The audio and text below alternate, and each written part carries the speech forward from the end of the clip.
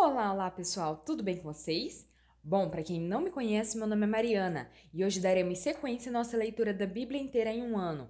Já estamos no dia 61 e vamos seguir a partir de Levítico 25, versículos 47 em diante, que dizem o seguinte: Se um estrangeiro ou um residente temporário entre vocês enriquecer e alguém do seu povo empobrecer e se vender a esse estrangeiro, ou alguém que pertence ao clã desse estrangeiro, manterá o direito de resgate mesmo depois de se vender. Um dos seus parentes poderá resgatá-lo, ou tio, ou primo, ou qualquer parente próximo poderá resgatá-lo.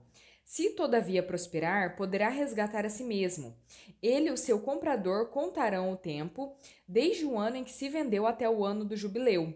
O preço do resgate se baseará no salário de um empregado contratado por aquele número de anos. Se restarem muitos anos, pagará o seu resgate proporcionalmente ao preço de compra. Se restarem apenas poucos anos até o ano do jubileu, fará o cálculo e pagará o seu resgate proporcionalmente aos anos. Ele deverá ser tratado como um empregado contratado anualmente. Não permitam que o seu senhor domine impiedosamente sobre ele. Se não for resgatado por nenhuma dessas maneiras, ele e os seus filhos estarão livres no ano do jubileu, porque os israelitas são os meus servos, os quais tirei da terra do Egito. Eu sou o Senhor, o Deus de vocês. Levítico 26. A recompensa da obediência. Não façam ídolos, nem imagens, nem colunas sagradas para vocês, e não coloquem nenhuma pedra esculpida em sua terra para curvar-se diante dela. Eu sou o Senhor, o Deus de vocês. Guardem os meus sábados e reverenciem o meu santuário. Eu sou o Senhor. Se vocês seguirem os meus decretos, obedecerem os meus mandamentos e os puserem em prática, eu mandarei a vocês chuva na estação certa, e a terra dará a sua colheita e as árvores do campo darão seu fruto. A debulha prosseguirá até a colheita das uvas, e a colheita das uvas prosseguirá até a época da plantação. E vocês comerão e ficarão satisfeitos e viverão em segurança em sua terra. Estabelecerei paz na terra, e vocês se deitarão, e ninguém os amedrontará. Farei desaparecer da terra os animais selvagens, e a espada não passará pela sua terra. Vocês perseguirão seus inimigos, e estes cairão à espada diante de vocês. 5 de vocês perseguirão 100, 100 de vocês perseguirão 10.000, e os seus inimigos cairão à espada diante de vocês. Eu me voltarei para vocês e os farei prolíferos, e os multiplicarei e guardarei a minha aliança com vocês. Vocês ainda estarão comendo da colheita armazenada no ano anterior, quando terão que se livrar dela para dar espaço para a nova colheita. Estabelecerei a minha habitação entre vocês e não os rejeitarei. Andarei entre vocês e serei o seu Deus, e vocês serão meu povo. Eu sou o Senhor, o Deus de vocês, que os tirou da terra do Egito para que não mais fossem escravos deles. Quebrei as traves do jugo que os prendia e os fiz andar de cabeça erguida. O castigo da desobediência. Mas, se vocês não me ouvirem e não puserem em prática todos esses mandamentos, e desprezarem os meus decretos, rejeitarem as minhas ordenanças, deixarem de pôr em prática todos os meus mandamentos, e forem infiéis à minha aliança, então assim os tratarei. Eu trarei sobre vocês pavor repentino, doenças e febre que tirarão a sua visão e definharão a sua vida. Vocês semearão inutilmente, porque os inimigos comerão as suas sementes. O meu rosto estará contra vocês, e vocês serão derrotados pelos inimigos. Os seus adversários os dominarão, e vocês fugirão mesmo quando ninguém os estiver perseguindo. Se depois disso tudo vocês não me ouvirem, eu os castigarei 7 vezes mais pelos seus pecados. Eu quebrarei o seu orgulho rebelde e farei que o céu sobre vocês fique como ferro e a terra de vocês fique como bronze. A força de vocês será gasta em vão, porque a terra não dará a sua colheita, nem as árvores da terra darão seu fruto. Se continuarem se opondo a mim e recusarem ouvir-me, eu os castigarei 7 vezes mais, conforme os seus pecados. Mandarei contra vocês animais selvagens que matarão seus filhos. Acabarei com os seus rebanhos e reduzirei vocês a tão poucos que os seus caminhos ficarão desertos. Se, apesar disso, vocês não aceitarem a minha disciplina, mas continuarem a opor-se a mim, eu mesmo me oporei a vocês e os castigarei 7 vezes mais por causa dos seus pecados, e trarei a espada contra vocês para vingar a aliança. Quando se refugiarem em suas cidades, eu lhes mandarei uma praga, e vocês serão entregues em mãos inimigas. Quando eu cortar o suprimento de pão, 10 mulheres assarão o pão num único forno e repartirão o pão a peso. Vocês comerão, mas não ficarão satisfeitos. Se, apesar disso tudo, vocês ainda não me ouvirem, mas continuarem a opor-se a mim, então com furor me oporei a vocês, e eu mesmo os castigarei 7 vezes mais por causa dos seus pecados. Vocês comerão a carne dos seus filhos e das suas filhas. Destruirei os seus altares idólatras. Despedaçarei os seus altares de incenso. Empilharei os seus cadáveres sobre os seus ídolos mortos. E rejeitarei vocês. Deixarei as cidades de vocês em ruínas e arrasarei os seus santuários. Não terei prazer no aroma das suas ofertas. Desolarei a terra a ponto de ficarem perplexos os seus inimigos que vierem ocupá-la. Espalharei vocês entre as nações e empunharei a espada contra vocês. Sua terra ficará desolada, as suas cidades em ruínas. Então a terra desfrutará os seus anos sabáticos, enquanto estiver desolada e enquanto vocês estiverem na terra dos seus inimigos. E a terra descansará e desfrutará os seus sábados. Enquanto estiver desolada, a terra terá o descanso sabático que não teve quando vocês a habitavam. Quanto aos que sobreviverem, eu lhes encherei o coração de tanto medo na terra do inimigo que o som de uma folha levada pelo vento os porá em fuga. Correrão como quem foge da espada e cairão sem que ninguém os persiga. Tropeçarão uns nos outros, como que fugindo da espada, sem que ninguém os esteja perseguindo. Assim, vocês não poderão subsistir diante dos inimigos. Vocês perecerão entre as nações, e a terra dos seus inimigos os devorará. Os que sobreviverem apodrecerão na terra do inimigo por causa dos seus pecados e também por causa dos pecados dos seus antepassados. Mas, se confessarem os seus pecados e os pecados dos seus antepassados, sua infidelidade e oposição a mim, que me levaram a opor-me a eles e a enviá-los para a terra dos seus inimigos, se o seu coração obstinado se humilhar e eles aceitarem o castigo do seu pecado, eu me lembrarei da minha aliança com Jacó, da minha aliança com Isaque e da minha aliança com Abraão. E também me lembrarei da terra, que por eles será abandonada e desfrutará os seus sábados enquanto permanecer desolada.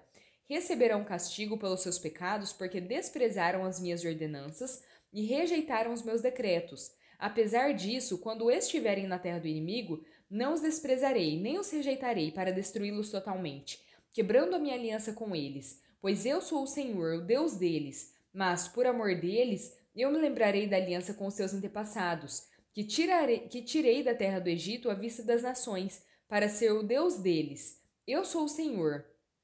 São esses os decretos, as ordenanças e as leis que o Senhor estabeleceu no Monte Sinai entre ele próprio e os israelitas, por intermédio de Moisés. Levítico 27.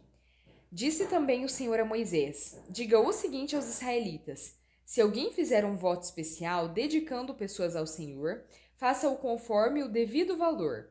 Atribua aos homens entre 20 e 60 anos o valor de 600 gramas de prata, com base no peso padrão do santuário.